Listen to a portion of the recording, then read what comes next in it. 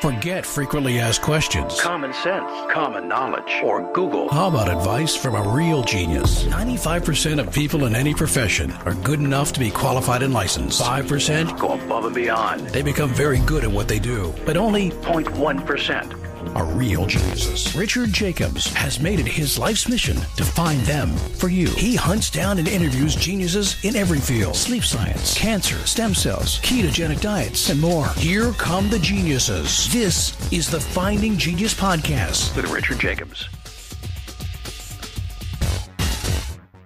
Hello, this is Richard Jacobs with the Finding Genius Podcast. I have a fantastic guest. He was with me about a month ago, Eugene V. Koonin. He's a senior investigator at the National Center for Biotechnology Information, NCBI. He's also the author of a book called The Logic of Chance, The Nature and Origin of Biological Evolution. Eugene's a heavy hitter in the virology world. He's had a lot of publications out there. He's very well known, and I'm really glad to have him as a contributor to the to this virus book I'm working on. So he's like one of my anchor tenants. He's the Nordstrom of them all. He's like one of the big guys that I'm glad to hear from. So, Eugene, thanks for coming. Thank you so much for the invitation. I'm intrigued and by the idea of the book, and very much look forward to see it. Okay, excellent. Yeah, can you tell me a little bit about your background? Why did you get interested in viruses? Well, that background comes, my involvement in biology and viruses comes from early days, from my, what I would call this, sophomore year in college. We had, at that time, this was, I come from Russia originally, and this was happening in Moscow University in Russia. And at that time, we were distributed, assigned to departments during our sophomore year. And I just happened, more or less by chance, to get into virology department. Not quite by chance, because the professors looked very interesting. And I knew little about viruses. I knew quite a bit about, many things in biology, but little about viruses. But then I found that the viruses were so interesting, and I was, I may say, hooked. Okay. Is there one thing that was a long time ago, over 40 years. What's just for a quick moment, what's one feature or thing that you've learned about viruses that like blows your mind? Just one quick tidbit. Oh, please say it again. Oh, what's one aspect of viruses that like literally blows your mind? You can't believe it. What's one example of something they do that it's amazing to you? It is very amazing to me how, maybe I will not speak about one fact, just how different viruses are, how enormous is the diversity of what we can do with the genomes, how different are the genomes, how many different kinds of genes that they have, different kinds of proteins that they make, different ways in which they interact with their hosts, and sheer quantity of viruses on Earth. The virus, I think people may not really appreciate this, many people, but viruses are, sort of by count, the most abundant biological entities on Earth. There are several times more virus particles than there are, perhaps even an order of magnitude more, than there are cells on the planet. Yeah, I've heard there's like 10 to the 31 viruses estimated to be on the planet. Yeah, this is a reasonable, sensible estimate. That's crazy. Other examples, like in 1 milliliter of seawater, or in one, a few grains of soil, I guess there's billions of viruses as well, right? Billions maybe a bit steep, but hundreds of millions. Okay. Well, continuing on in your bio, so in college you were luckily, in the university you luckily got into the virology department. And what's your career been like since then? Since then, I continued on the path of a virologist, and my master's degree and my PhD degree were in experimental biology, I studied RNA viruses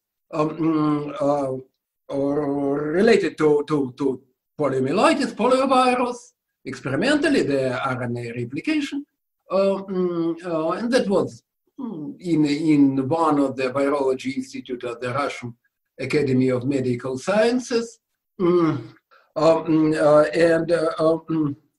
this was up to my PhD. And after that, however, something very interesting happened. This was in the early 1980s, and at that time, the first genomic sequences of small viruses appeared. And some of my colleagues were really very interested in what was written there in these in this four-letter alphabet, A, U, G, C. What was written in those small genomes? It was very uncertain at the time. Now we know sort of layout of many genomes, including virus genomes. But at that time, it was like terra incognita. It was incredibly exciting to look at those sequences and trying to understand, making predictions about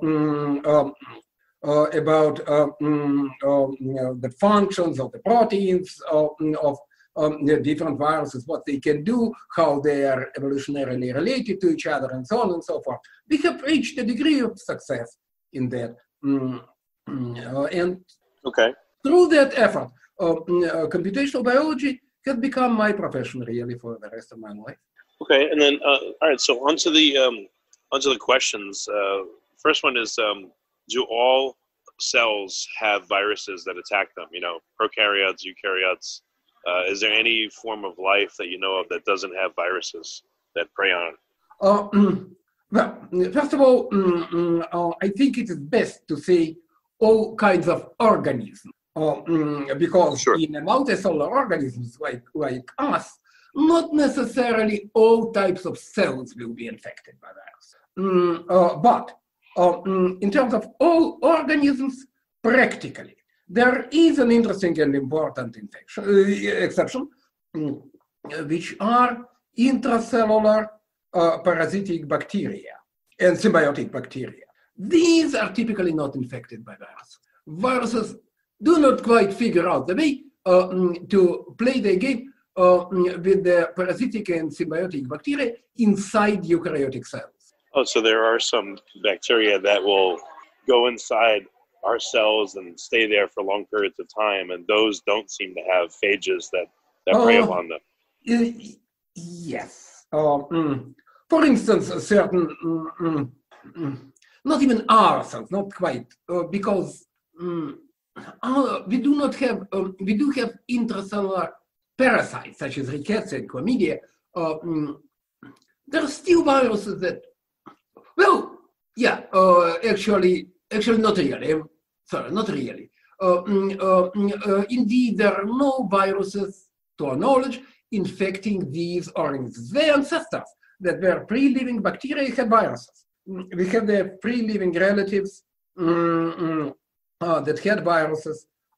These derived parasites with very, very small, reduced genomes. They do not support reproduction of viruses. Yeah, I've heard of some parasites. They haven't yet found viruses that prey upon them.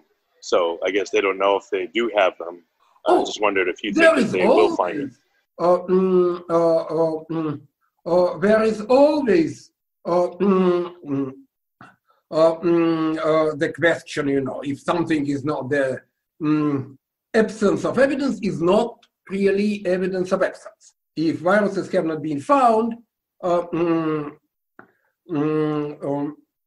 doesn't mean necessarily that they do not exist. But the, you know, evidence of absence of evidence accumulates, and it's clear that viruses are not typical for those organisms. Well, I read a paper that said even in stromatolites that were around, you know, like 3+ billion years ago, they found viruses that I guess, you know, preyed upon them.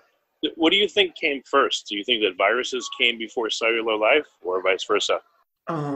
Viruses could not come before cellular life in the literal sense. Viruses are obligate intracellular parasites, on some occasions symbionts. So in the literal sense, viruses could not come before cellular life. Although it could be the case that very earliest primordial replicons were in a sense virus-like, which does not mean viruses, literally. Virus-like in terms of small genome, small number of genes, only a few proteins encoded by the small genomes of these entities. It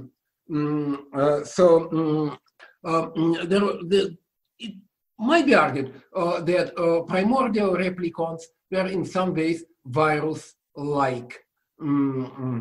But viruses per se could not come before cells. They surely came like almost immediately, very soon in evolution after the emergence of first cells. How do you think viruses first started then? Pardon me? How do you think the first viruses came into existence? Mm-hmm. Was it a cellular mechanism gone awry? Or was it... not exactly.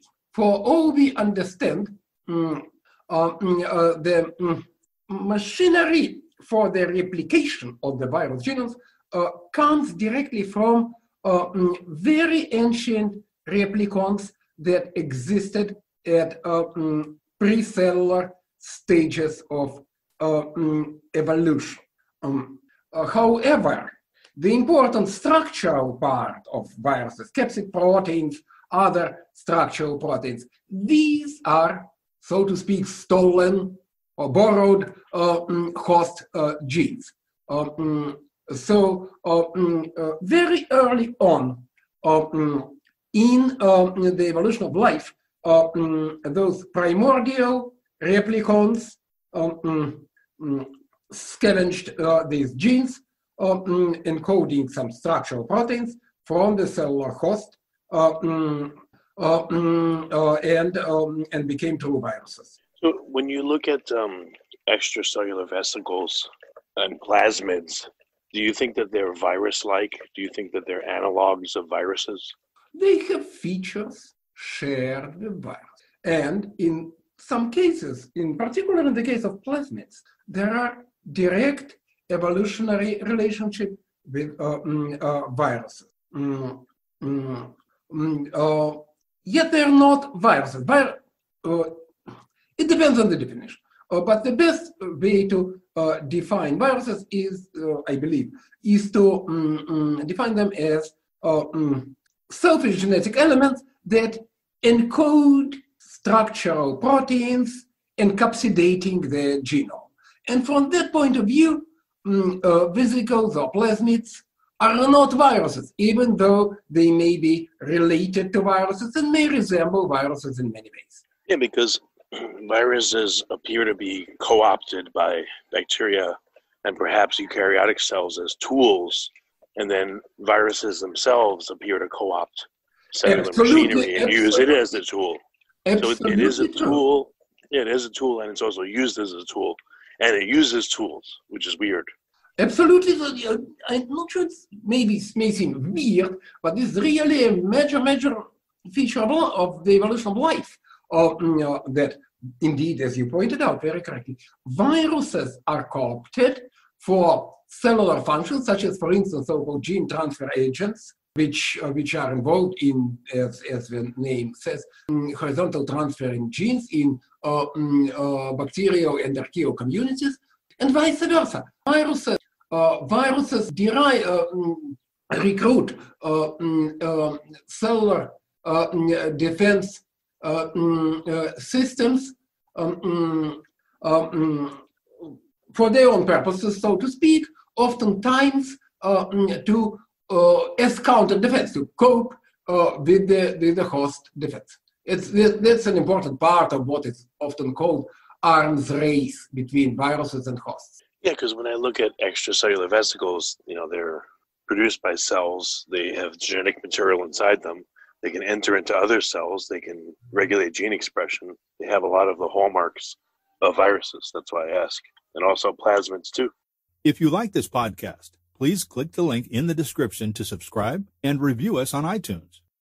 Yes, we have hallmarks of viruses. It's a continuum here between different kinds of mobile genetic elements. Viruses are a variety of mobile genetic elements. They have different characteristics, but in terms of what they contain in their genomes, what they encode, the defining characteristic is that they encode at least one major structural protein that encapsulates, protects, and aids in dissemination of the viral genome. So do you think that viruses are alive, and why or why not? Yes. I'm not fond of this question, Frank. It's often. I know it's a difficult one. I know it's philosophical, but I was thinking about the seeds of a tree. Let's say a tree has seeds. The seed, is it alive? I don't know. You'd say the tree is alive for sure. And the way I experience trees most of the time is as trees. But when you look at a seed, it's not moving. If you zoom into the microscopic level, it's still probably not moving or doing anything. Yet it can sense, and in the right soil with the right moisture and everything, it can become a tree. So is it living or not? And if you consider a virus, the virion stage seems to be very much like a seed. And when there's sensing going on, when it fuses with a cell, it comes to life, essentially. Of course. You see, what is important is viruses are clearly part of the biological world, an inalienable part of the biological world, essential, it's intrinsic part of the biological world. Viruses have their own evolutionary phase, their own evolutionary trajectories, their own factors of selective factors that shape the evolution. In that sense, they're substantially independent of the host. But in other sense, in terms of energy production, in terms of obtaining the building blocks for the build-up of the viral genomes, viral proteins, they depend on the host. So they have some characteristics of living organisms, but not others. And when you say that viruses are like seeds or spores, or the virions are like seeds or spores or whatever, yes, true. But they, to come to life, so to speak, they critically depend on the host cell. Would you say they're contingently alive once they enter a host cell?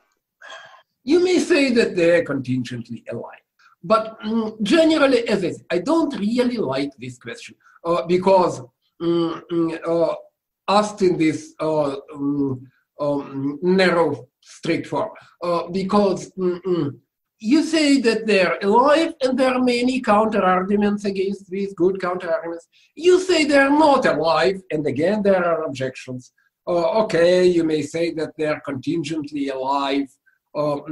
This is sort of better, but I just prefer to say clearly that viruses are biological entities with their own evolutionary phase. The reason I ask is that a lot of people say, scientists, oh, well, of course they're not alive. But I think it restricts people's thinking. So I think that when people look at viral action, if they just say, oh, well, they're not alive, so this and that and this can never happen, I think that limits their thinking. So I think it is good to think about this question and think about both possibilities when considering what they do. That may be the case. That may be the case. If for some members of the public, perhaps, the claim that viruses are not alive means that viruses are, say, like a toxin, which, by the way, was, the kind of thinking that existed when viruses were just discovered more than 100 years ago, then that is wrong. in whatever I said, I emphasize that viruses had their own evolution. They have evolution that is affected by a set of factors, selective factors, that are distinct from those affecting the evolution of the host or of any other organism. And in that sense, they're autonomous in many ways. But at the same time, they are not like true life forms. Again, because for energy production and transformation, they're entirely dependent. Okay, well, a different question. Viruses can either enter a cell and, multiply and lyse the cell and blow it open and kill it. They can go latent, or lysogenic. They can hang out in the cell and maybe be commensal. And then some of them, retroviruses can endogenize into the DNA. What do you think governs either lytic or lysogenic behavior or latent or, pathogenic behavior? Oh, now that is a very, it's not a simple question to which there are no single answer. Biologists, especially those that study temperate bacteriophages, often talk about lysogeny choices or decisions. Of course, this is metaphorical, but at the same time, I think these are fairly nice phrases, a fairly nice way to describe the behavior of viruses, because they, quote unquote, make that decision based largely on the state of the infected cell. If the cell feels good, there are lots of nutrients, the virus will tend to become a lysogen and propagate with that cell, because this is safe, this is stable. If the cells are in good conditions, that helps. At the same time, under stress, and the cell is likely to die, the lysogen, the prophage, will be induced, and the virus will make the lysis choice and try to kill the cell and escape as soon as possible. Yeah, so a virus can go from being latent, but if the conditions in the cell become toxic for the virus, or the cell is having problems metabolically, the virus then can change its action and then become lytic, is what I've heard. Is that what you've seen? Pretty much. So the virus, in some sense, is sensing its cellular environment. Yes. And then changing its action, what it does. That is correct. The virus senses the cellular environment and indirectly the extracellular environment, and make their, so to speak, choices based on that. Do you think that viruses have an identity, like a species identity? Like, yes. If bacteria are going to form a biofilm, they'll probably preferentially form a biofilm with their own strain. Do you think viruses, when they're, in a host, that they know, okay, I'm strain A and this other one is different enough where they're a different virus or a different strain? Do they have a group identity? Yes, absolutely. Viruses have their distinct individuality, distinct identity, and there are lots of intervirus conflicts. That is, viruses prevent through natural selection. Viruses have evolved specific and pretty elaborate mechanisms to prevent what is called superinfection by other viruses. And they are particularly good at fighting their relatives, similar strain, related strain. Do you think they're doing that before they enter a cell, or only after they enter a cell they're able to stop other viruses entering? No, there is nothing, effectively nothing they can do. Then they are outside the cell. But once they are inside the cell, they have various ways to prevent the reproduction of other viruses at different stages. either do not allow them to enter the cell at all, or let them enter but then kill them. All these things happen. Any examples come to mind of this behavior that you can talk about? Yes. I'll just, first of all, I'll say that this behavior is effectively universal among viruses. Pretty much every virus can do that at a certain level. I will give you a very specific example that has to do with our own recent work.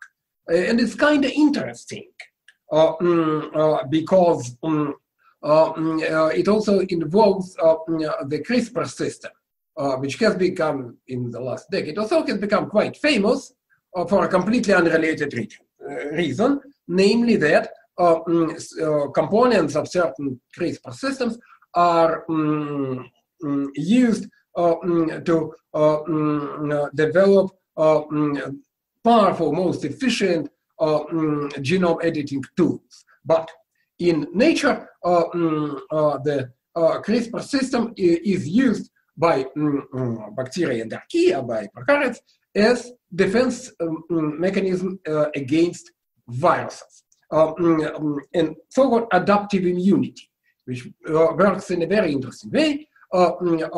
These CRISPR systems incorporate pieces of the virus genome, then produce an RNA that guides enzymatic machinery to the virus genome, and the enzymatic machinery destroys it.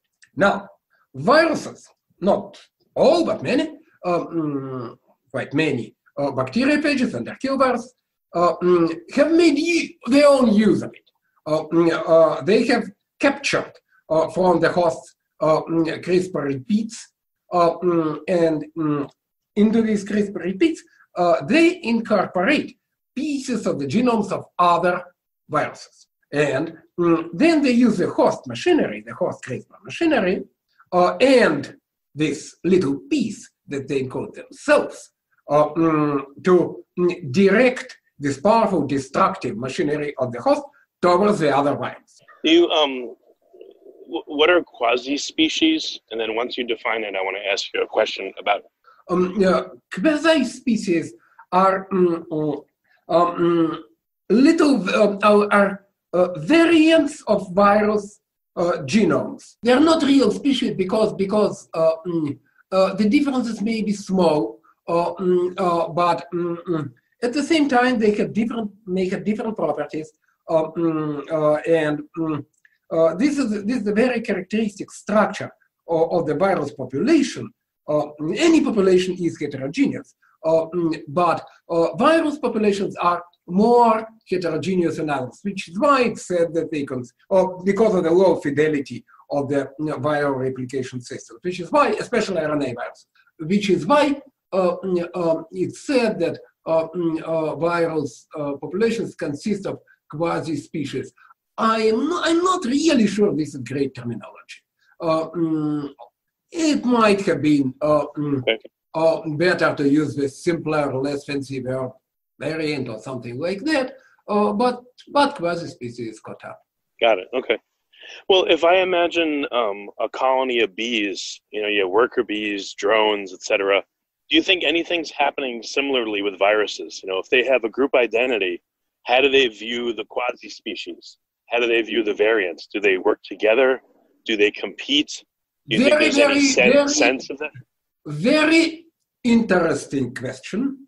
There are no definitive answers. The idea that they compete is sort of basic. When you know that, and they surely do, then you know that there are different variants, different genotypes in a population.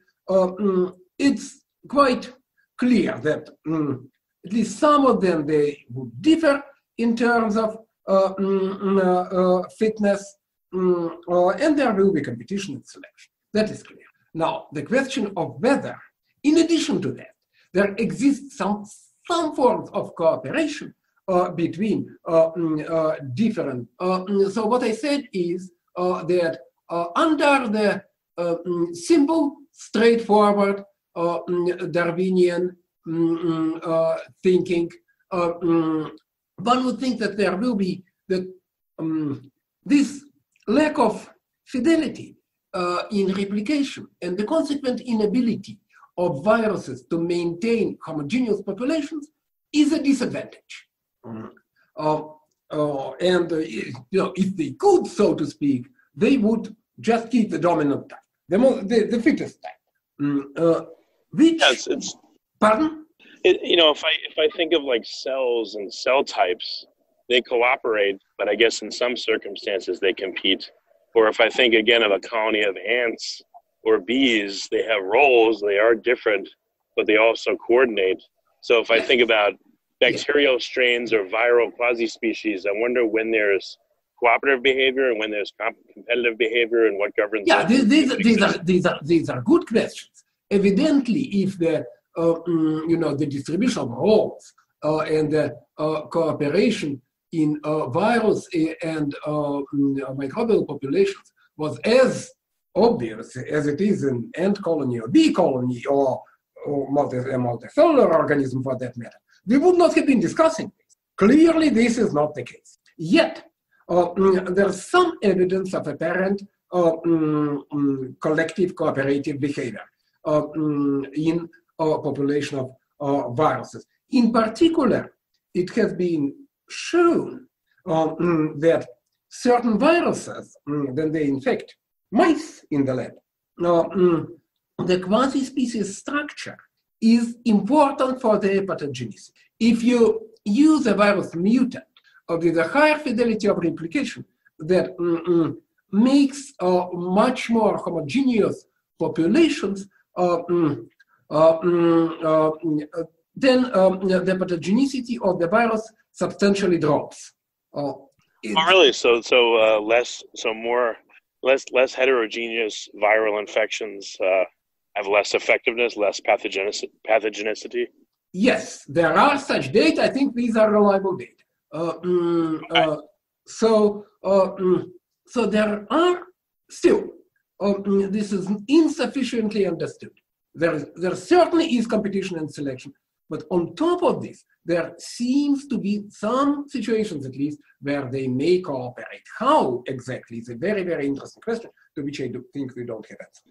Do you think there's, if I think of the model of one virus, one host cell, the one virus infects it, do you think that there's ever a case where it requires multiple viruses of the same species or quasi-species to literally coordinate entry into a cell? Do you think that happens? Let's say two of them fuse, very close to each other to a cell membrane, and they have to coordinate action to enter. I'm unaware of such example.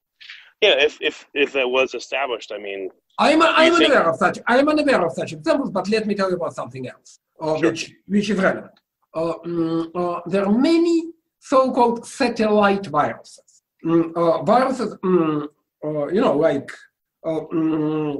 like little fleas on little fleas and smaller fleas and so ad infinitum. Not quite ad infinitum, but many viruses, many small viruses sort of parasitize on larger viruses, strictly depend for their replication on the larger virus. This situation is fairly common. When this happens, is the parasitized virus in the virion stage, or does it only happen inside of a cell? No, the reproduction of a virus happens inside of a cell. Now, how they package into virions, that depends. Some package... let's say, what if it's like a mimi virus, and there's a virus that preys upon the mimi virus? When does the infection occur in the mimi virus? When it's in its virion stage, or only when it's inside the cell and it's in some intermediate packaging stage? Is that when the infection happens? Let me understand the question. You are talking about infection of the mini virus by the virophage, right? Yes, exactly, yes. Right.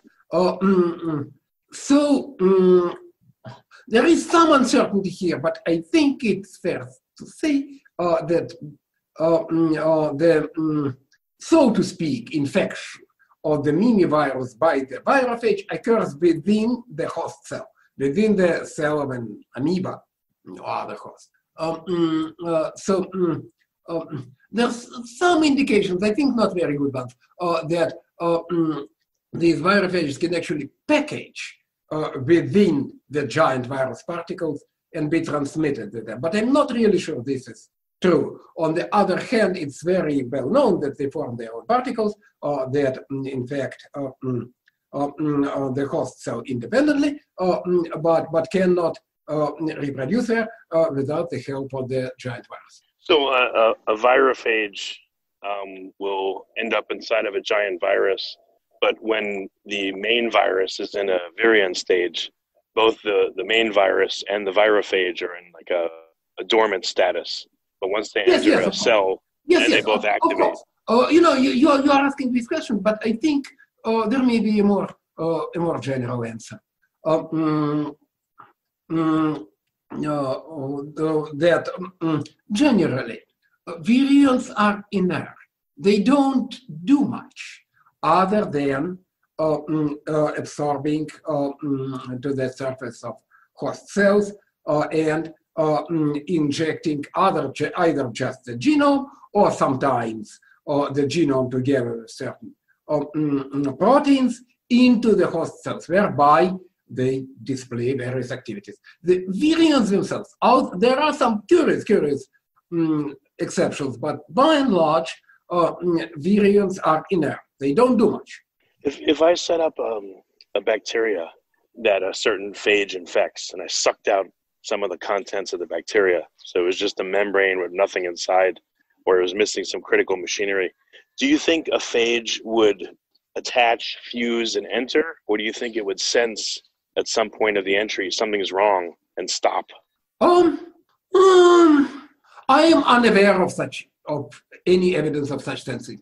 I think that whatever the cell is, if the membrane receptors are there intact, the virus would go inside the cell, and only then find out that it was not worth it. So you could maybe theoretically have decoys. The virus enters and no one's home, and now it's stuck. Yes. I don't. It's even interesting, but I don't think such cells have been discovered. Decoy cells have been discovered in reality. Well, you probably have to make them if you could, but I wondered if you make them again, if the if the phage of the virus would sense. It is possible to make such ghosts. I do not recall an experiment. Okay, I wanted to ask you that. Back to a somewhat earlier question, when I asked you if you think viruses may coordinate at the cell fusing stage to enter, do you think it's possible that once several viruses have fused to a cell membrane, that they could signal each other using the cell's machinery? Maybe through the membrane, send some kind of signal to each other. Not to my knowledge. Okay. This is one big speculation, but thank you for it is a good one, no objection, but just we don't know. Okay. Why do you think there's a latency period between initial infection and pathogenicity? Sometimes it could be days, weeks, sometimes never. Why do you think there's a period where there is trivial answer and various kinds of complexities. The trivial answer is that in order to cause symptoms, in order to cause disease or pathological changes, you need a lot of virus. You simply need a lot of virus. So it takes time. Usually, normally, so to speak, an organism is just infected by a small number of virus particles, and so it takes time for them to infect cells. They more or less, propagate exponentially. So if you think of an exponent, the first phase is shallow, but then it gets steep. So in some period of the infection, at least, they propagate exponentially, more or less. So that's a general answer. But of course, there are more complicated issues. For instance,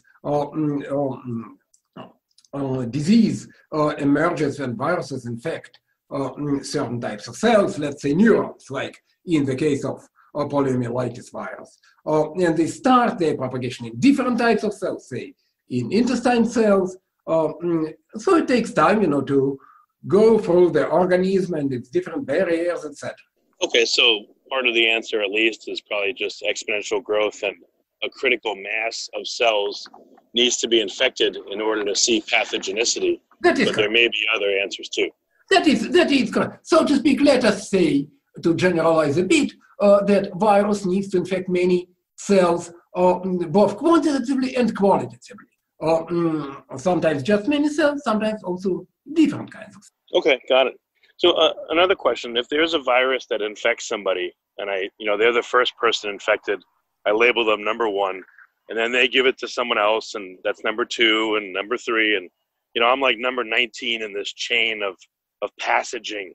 What do you think would be the differences in the virus in me versus the first person that got affected? Do you think that a lot of viruses go towards being less virulent and more commensal with their hosts?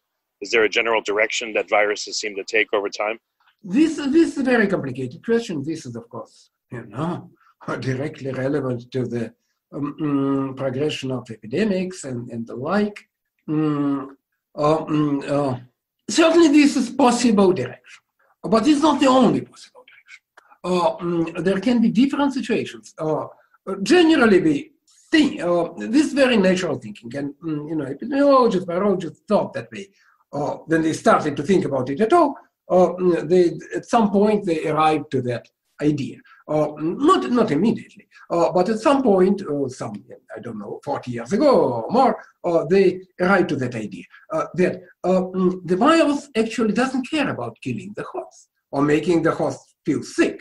The virus cares, so to speak, only about its own propagation, including, broadly understood, including transmission to different hosts. But it's a separate question how the virulence, the effect on a given host organism, is connected to the net reproduction rate of the virus, and these connections may be different. It may be the case that high virulence is just an undesirable side effect for the virus, but it may be the case also that they correlate. That more virulent viruses actually transmit better and, on the whole, in a large population, reproduce faster. Both outcomes are possible. Yeah, and another question that comes to mind from this is the cell types and the tissues that get infected, at least in people, seem to also correlate with the method of transmission to the next host. So if I get infected with flu, it affects my respiratory system, and that's those same cells then make me cough and sneeze and pass it through respiratory droplets. While rabies, seems to infect the cells in my saliva and makes me bite someone else and spread it that way. So it seems like, I know there's exceptions, but it seems like the cells infected and then the method of transmission are correlated, at least in, people, dogs, birds. Why? Why would that be? Of course, they are correlated. If I get infected by flu, why would I not transmit it sexually, though? Why do I transmit it using the same cells that were infected? Why is there this matching? Why, if I get rabies, is it not transmitted sexually? Or why, if I get HIV, is it not transmitted by coughing and sneezing? There seems to be this matching. Yes, and these are all very interesting questions, and this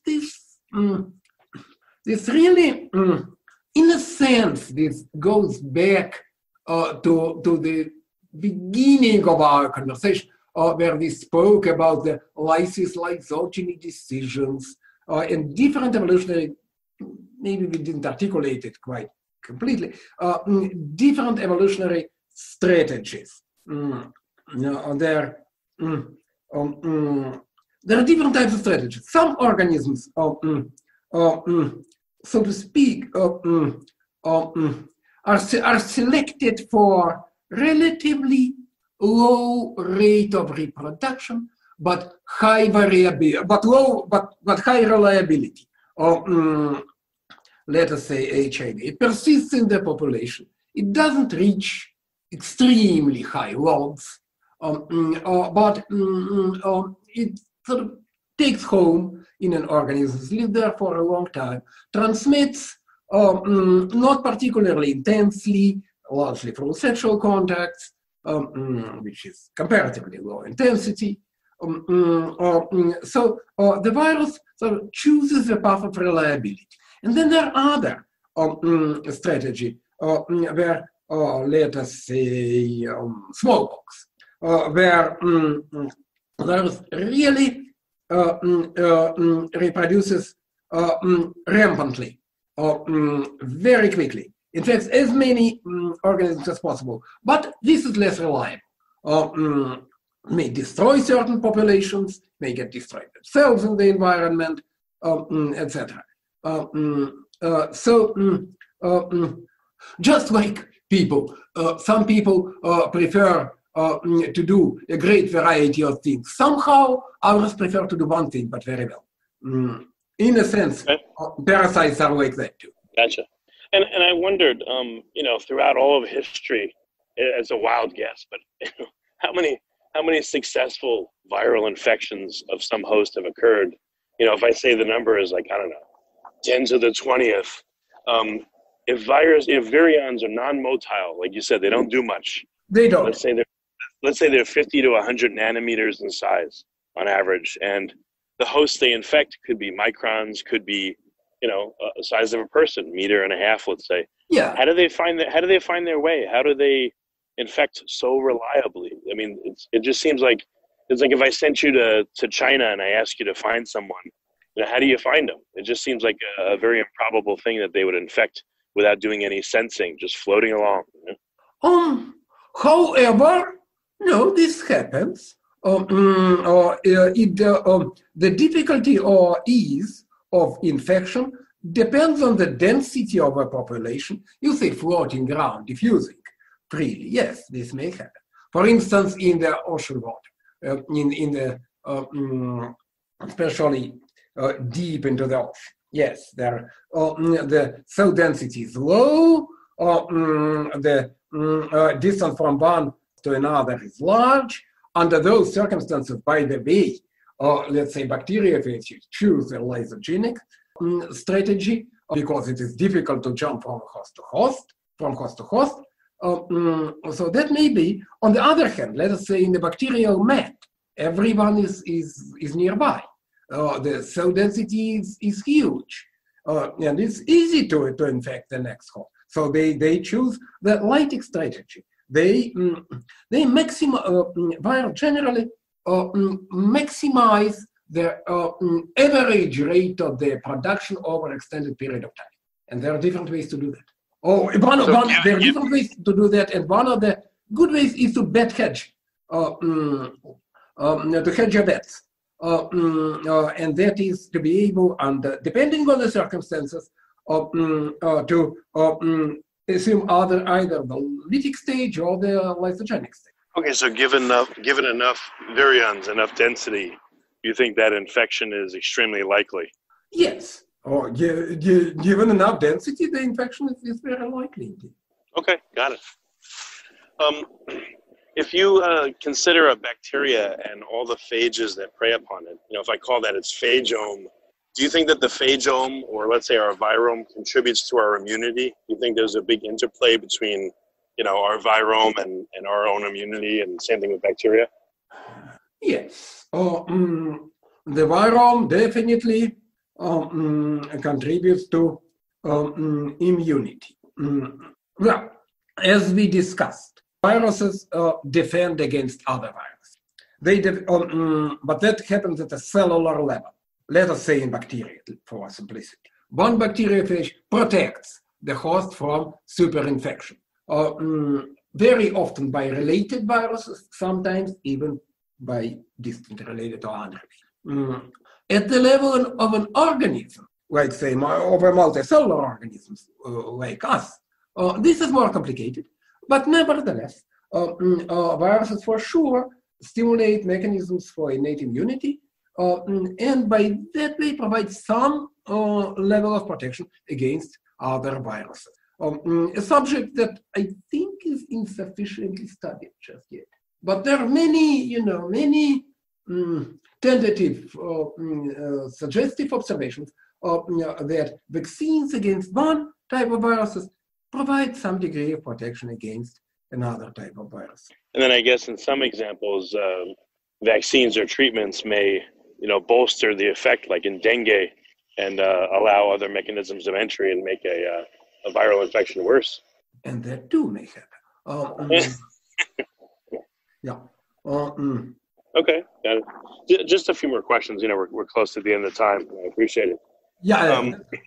How do you think that our virome interacts with our, bacteriome or microbiome and with our own cells? Do you think that all of them interact on a cellular level, or do you think that our cells only interact maybe with our bacteria, and then the bacteria interact with the viruses? And or do you think that everyone interacts with everybody in some way? Well, not everyone interacts with everyone. It's useful to realize when we speak, let us say, about the human virome, that the overwhelming majority of the virus particles, virus nucleic acid in our organisms are bacteriophages in our guts, and to much lesser extent in other parts of the body, that infect bacteria that under no circumstances can infect our own cells. Which does not mean they have no effect. Of course, they have effect. By far, the most important effect is that they regulate the composition of our microbiome, that they go through some periodic blooms, they kill subpopulations of bacteria, allow other bacteria to populate our intestine, let's say, and so on. The direct interaction between bacteriophages and eukaryotic cells haven't been studied sufficiently. I think we can be confident that bacteriophages never reproduce inside eukaryotic cells. That they simply cannot do. Are there some direct interactions? I am not. Yeah, do you think phages signal, and those signals are picked up and interpreted by our somatic cells or germline cells? I don't know. I do not, this is a non-trivial proposition, maybe worth investigation, but I think, the null hypothesis should be no, there is no such signaling pathways. But well, maybe something will be discovered. Maybe there could be some serendipity. Some viral components are sensed by our cells. I'm just not really aware of it. Well, if you look at cholera, from what I know, there's a certain phage that has to infect Vibrio cholerae, and so that they can become pathogenic to us. Oh, so yeah. I wonder if that happens. Surely there are these cases when the toxin, cholera is a good example, then the toxin that actually causes the disease is encoded by a phage. But how does the signal to do that come? Do you think it's the bacteria signaling and to the phage and saying, hey, phage, come infect me because I need your help to infect this host? Or do you think there's some kind of feedback mechanism or interaction between the host's somatic cells and the cholera and all this I'm even hesitant to answer this, because cholera and all these mechanisms or its pathogens, it is not my area. I do not, that said, you see, I do not even think that the Vibrio bacteria, so to speak, want to kill us or to cause us much distress. They just want to propagate, and they happen to be infected by these phages. So I strongly suspect that for the Vibrions themselves, the cholera is a side effect. It's not, they didn't choose that. Okay, fair enough. To the very best of my understanding. Okay. My last question is, what role do you see that viruses play in speciation, adaptation, evolution? Yeah, that's a big one. Viruses play a huge role in evolution and in speciation, in adaptation, in all of that at different levels. One is the direct capacity. That is, they infect hosts. Hosts develop defense systems. Defense systems protect the host better or less efficiently, and through that, viruses can affect the fates of different populations, even of different species. They may accordingly affect the composition of any ecosystem, and when say some resistant strain or species survives, develops an efficient defense system and survives, that's founder effect. Other genes and other properties that this population has hitchhike on the defense system and survive. So viruses affect evolution. But there are also other types of effect. When hosts acquire and adopt virus genes for their own function. A famous sort of now textbook example, the receptors for the fetus on mammalian placenta. These are proteins that have been acquired by the ancestor of the placental mammals from retroviruses, so-called syncytids, which in the retroviruses are proteins that form virus envelope. And without these proteins, we would not be having this conversation, because we would not exist in any form close to our present form. So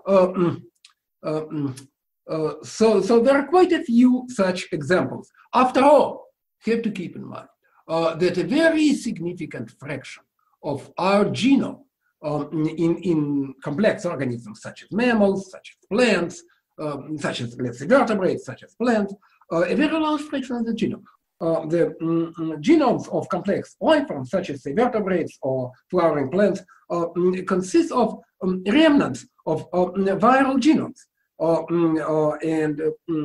There are so many of these sequences. Clearly, they are used for various types of functions. So viruses are an indispensable component of the evolution of all organisms, and in particular, complex organisms like ourselves. Okay, well, very good.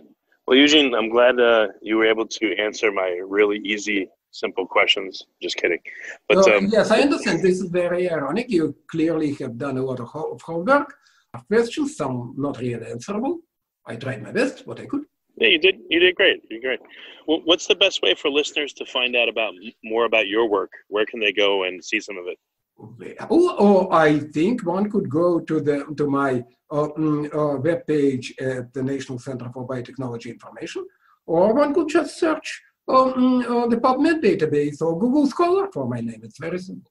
You have at least one book on Amazon as well? I have a couple. Unfortunately, none of them is quite up to date by now. Sure. Yeah, Eugene, thank you for coming on the podcast. I really appreciate it. Oh, it is my pleasure, and I look forward to see the book. If you like this podcast, please click the link in the description to subscribe and review us on iTunes. You've been listening to the Finding Genius podcast with Richard Jacobs. If you like what you hear, be sure to review and subscribe to the Finding Genius podcast on iTunes or wherever you listen to podcasts. And want to be smarter than everybody else? Become a premium member at findinggeniuspodcast.com. This podcast is for information only. No advice of any kind is being given. Any action you take or don't take as a result of listening is your sole responsibility. Consult professionals when advice is needed.